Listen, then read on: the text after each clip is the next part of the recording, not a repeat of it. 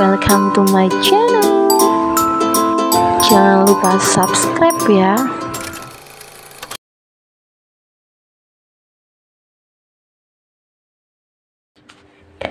Flo memandangi foto kedua anaknya lewat media sosial Devano. Di foto itu mereka terlihat bahagia.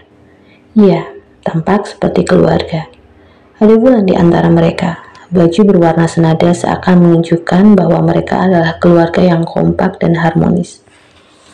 Ia merasa miris. Mengapa dulu ia dan Devano tidak bisa seperti itu? Bahkan tidak ada satu foto keluarga pun yang bisa disimpan. Ketika Devano dan Valen belum bercerai, Flo hanya bisa menjadi istri simpanan. Ketika mereka sudah bercerai, Devano telah berubah. Flo seperti hidup bersama monster yang kapan saja bisa menghabisinya. Jika ditanya apa ia merasakan rindu, tentu saja merasakannya, terutama pada Vivi dan Dava. Namun ia tidak ingin egois. Melihat Wulan yang terlihat begitu menyayangi Dava, Flo yakin wanita itu adalah penggantinya yang tepat. Tak apa, dirinya tidak ikut menjadi saksi tumbuh kembang Dava dan Vivi. Setidaknya kedua bayi itu tidak kehilangan kasih sayang dan sosok sang ayah. Malam ini Flo akan datang kembali ke kafe. Ia akan bertemu dengan pemilik tempat itu. Wanita itu berharap nasib baik berpihak padanya. Tabungannya sudah mulai menipis. Ia harus segera mendapat pekerjaan. Flo tidak mungkin meminta bantuan pada Devano, apalagi pada Evan. Ia sudah mengganti nomor ponsel dan bersumpah tidak akan mengganggu kedua pria itu jika tidak benar-benar terpaksa. Tris di atas lutut, jaket kulit pas badan dengan lengan 3/4, juga sepatu bot berresleting telah melekat pas di tubuh Flo. Ia menunggu dengan sabar sang pemilik kafe di salah satu meja di sudut dekat jendela. Kata pegawai kafe, bosnya sedang dalam perjalanan menuju tempat itu. Tak berapa lama, pria berjas hitam, kemeja putih, dan berdasi tampak memasuki kafe. Ia terlihat menemui pegawai. Kemudian si pegawai kafe menunjuk ke arah Flo.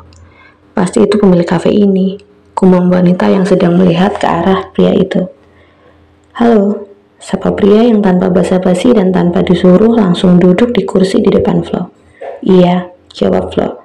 Senyum manis tersungging di bibirnya. Pria itu mengulurkan tangan. Saya Brian, pemilik kafe ini. Saya dengar kamu melamar pekerjaan sebagai penyanyi kafe ini, tanyanya. Flo menjabat tangan pria bernama Brian itu. Iya pak, nama saya Flo. Apa pengalaman kamu? Dan boleh saya tahu, apa saja keahlian kamu? Pengalaman saya pernah menjadi penyanyi kafe, penyanyi wedding, juga penyanyi di event-event tertentu. Soal keahlian, selain menyanyi, saya juga bisa bermain gitar dan piano. Brian mengangguk-angguk tanda mengerti. Boleh saya melihat penampilan kamu? Tentu saja pak, di panggung itu. Flo menunjuk panggung yang tidak terlalu tinggi di depan sana. Iya, baiklah. Ibu dari Dava dan Vivi itu langsung berdiri dan berjalan ke arah yang ditunjuknya. Tanpa merasa kikuk atau risih, ia mengambil sebuah gitar akustik yang bersender di sandarannya, menghubungkannya ke aliran listrik, kemudian mengetesnya. Memastikan kalau bunyi senarnya sudah sesuai, tidak fals. Setelah dirasa pas, jarinya mulai memposisikan diri, memainkan sebuah melodi lagu. Para pengunjung yang sedang menikmati pesanan atau sekedar mengobrol langsung mengalihkan pandangannya ke arah panggung, karena kafe itu memang sudah lama tidak ada live musik. Begitu Flo mengeluarkan suaranya, Brian manggut-manggut, tanda menikmati penampilan calon karyawannya itu. Selesai menyanyikan satu lagu, tepuk tangan riuh menggema, tanda mereka puas dengan apa yang baru saja dilihat dan didengarnya. Flo kembali mematikan mikrofon, kemudian meletakkan kembali gitar di tempatnya. Lalu turun kembali ke meja di mana masih ada Brian di sana. Kamu diterima? Belum juga Flo duduk. Brian sudah mengucapkan itu. Saya diterima pak. Bahkan kalau kamu mau, kamu bisa mulai sekarang. Langsung pak. Iya, penampilan kamu sudah cukup mendukung. Atau kamu ingin berunding masalah gaji dulu? Flo tersenyum. Tidak pak, tak etis rasanya. Saya akan melewati masa percobaan dulu. Jika bapak terus cocok dengan performan saya, kita bisa bicarakan masalah gaji. Baik, deal. Saya setuju. Flo mulai menjalani hidup menjadi penyanyi kafe kembali, seperti dulu. Ia pun masih berkonsultasi dengan seorang psikiater. Obat-obatan masih menjadi teman setianya. Namun kali ini tampaknya tidak sia-sia, karena sudah mulai membuahkan hasil. Emosinya sudah lebih terkontrol.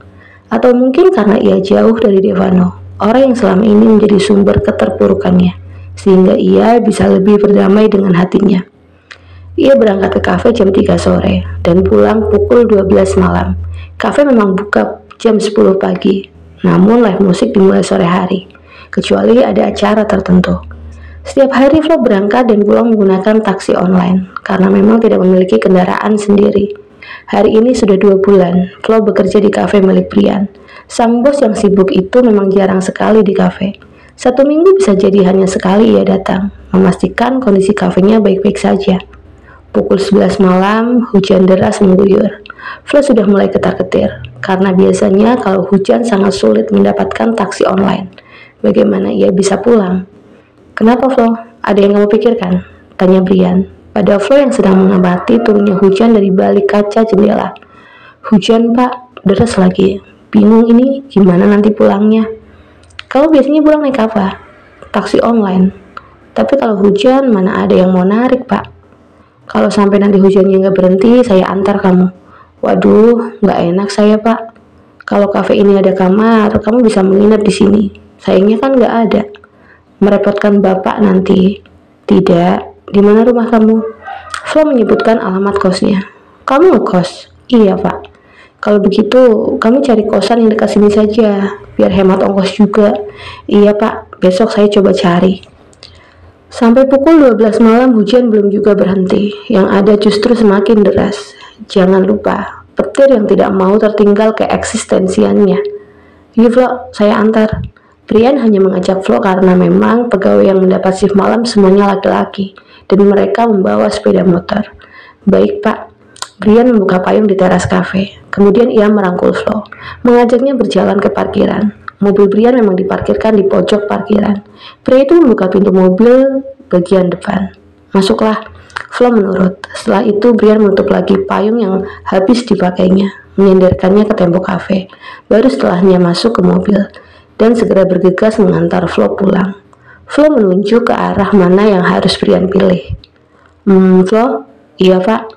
Boleh saya menumpang di toilet kamu sebentar? Saya ingin buang air kecil. Boleh pak. Begitu mobil sampai di depan gedung kosan Flo, Brian langsung masuk ke parkiran dan memarkirkannya. Mereka turun dari mobil.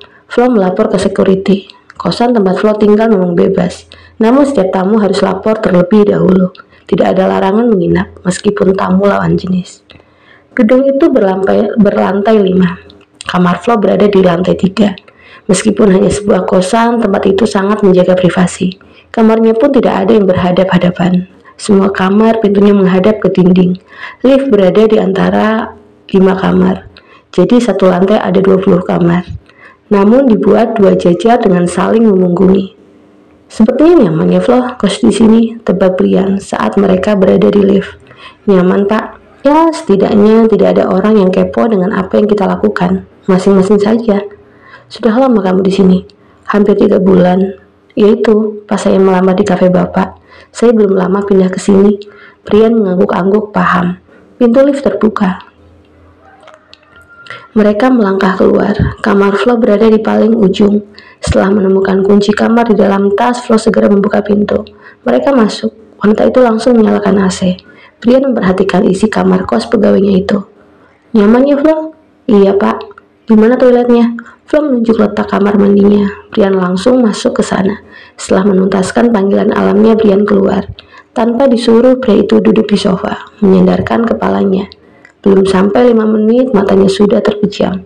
Mau membangunkan pun Flo merasa tidak enak. Akhirnya ia memutuskan untuk mandi. Di kamar mandi, Flo melihat ada dompet kulit berwarna coklat tergeletak di rak sabunnya. Pasti punya Pak Brian, pikir wanita itu. Tidak bermaksud kurang sopan atau bagaimana, Flo membuka dompet itu. Hanya ingin tahu saja identitas bosnya. Dompet terbuka, tidak ada yang spesial, kecuali status dalam kartu identitasnya. Dia sudah menikah. Buru-buru Flo segera menutupnya lagi dan meletakkan ke tempatnya. Selesai mandi, Flo keluar. Brian masih tertidur di sofa. Wanita itu bimbang, ingin membiarkan Brian tidur, tetapi ia pria beristri. Ingin membangunkan rasanya tidak enak. Pada akhirnya ia membiarkan pria itu tidur di kosnya malam ini.